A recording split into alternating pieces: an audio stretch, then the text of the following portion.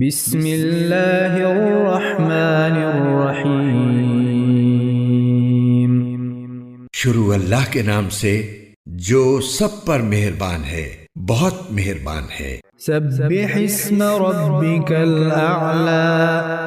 اپنے پروردگار کی تسبیح کرو جس کی شان سب سے اونچی ہے۔ الذی خلق فسوی۔ جس نے سب کچھ پیدا کیا اور ٹھیک ٹھیک بنایا۔ والذی قدر فہدی۔ اور جس نے ہر چیز کو ایک خاص انداز دیا پھر راستہ بتایا۔ والذی اخرج المرعی۔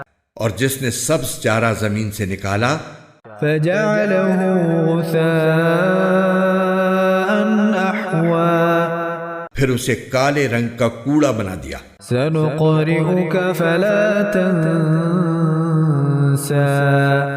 اے پیغمبر، ہم تمہیں پڑھائیں گے پھر تم بھولو گے نہیں، الا ما شاء اللہ انہ یعلم الجہر وما یخفی۔ سوائے اس کے جسے اللہ چاہے۔ یقین رکھو وہ کھلی ہوئی چیزوں کو بھی جانتا ہے اور ان چیزوں کو بھی جو چھپی ہوئی ہیں۔ وَنُيَسِّرُكَ لِلْيُسْرَىٰ۔ اور ہم تمہیں آسان شریعت پر چلنے کے لیے سہولت دیں گے۔ فَذَكِّرْ إِن نَّفَعَتِ الذِّكْرَىٰ۔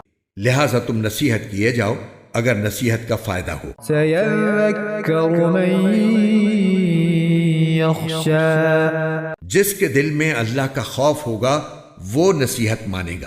وَيَتَجَنَّبُهَا الْأَشْقَىٰ۔ اور اس سے دور وہ رہے گا جو بڑا بدبخت ہوگا۔ الَّذِي يَصْلَى النَّارَ الْكُبْرَىٰ۔ جو سب سے بڑی آگ میں داخل ہوگا۔ ثُمَّ لَا يَمُوتُ فِيهَا وَلَا يَحْيَىٰ۔ پھر اس آگ میں نہ مرے گا اور نہ جیے گا۔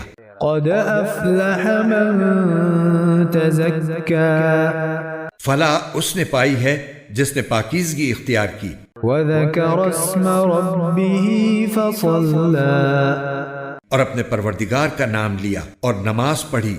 بَلْ تُؤْثِرُونَ الْحَيَاةَ الدُّنْيَا۔